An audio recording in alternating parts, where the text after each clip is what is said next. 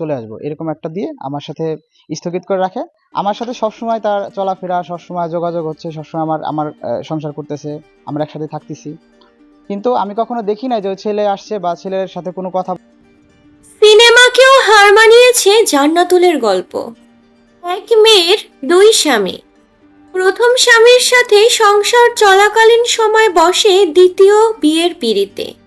স্বামীর অধিকার থেকে বঞ্চিত করেননি দুই স্বামীর কাউকেই। একসাথে দুই স্বামীর সাথে দিব্যি থেকেছেন তিনি। কিন্তু অবশেষে ঘটে বিপত্তি।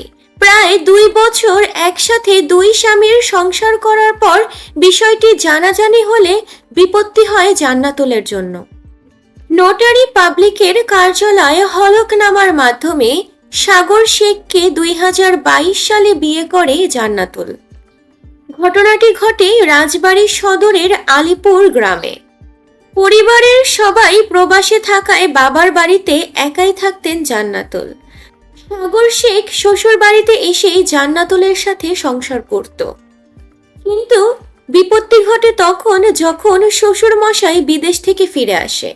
তখন জান্নাতুলের বাবা তাদের বাড়িতে বিদেশ থেকে ফিরে আসাতে সাগর শেখ আর তাদের বাড়িতে আনাগোনা করতে পারল না। এরপরে পরিবারের সিদ্ধান্তে মাত্র 4 মাসের মাথায় অন্য একজন যুবককে বিয়ে করেন জান্নাতুল। আনুষ্ঠানিকভাবে তুলে না নেওয়ায় দ্বিতীয় স্বামীও শ্বশুর বাড়ি গিয়ে জান্নাতুলের সাথে সময় কাটান। তবে 2 সপ্তাহ আগে স্ত্রীর সাথে দ্বিতীয় স্বামীর ঘনিষ্ঠতা সম্পর্কে জানতে পারে সাগর শেখ। বিষয়টি টের পেয়ে সাগর শেখের সাথে যোগাযোগ বন্ধ করে দেন জান্নাতুল। এখন দ্বিতীয় স্বামী নিয়েই সংসার করতে আগ্রহী তিনি। বাধ্য হয়ে স্ত্রীকে ফিরে পেতে স্থানীয় ইউনিয়নে অভিযোগ দায়েরের পাশাপাশি আদালতে মামলা করেছেন সাগর শেখ।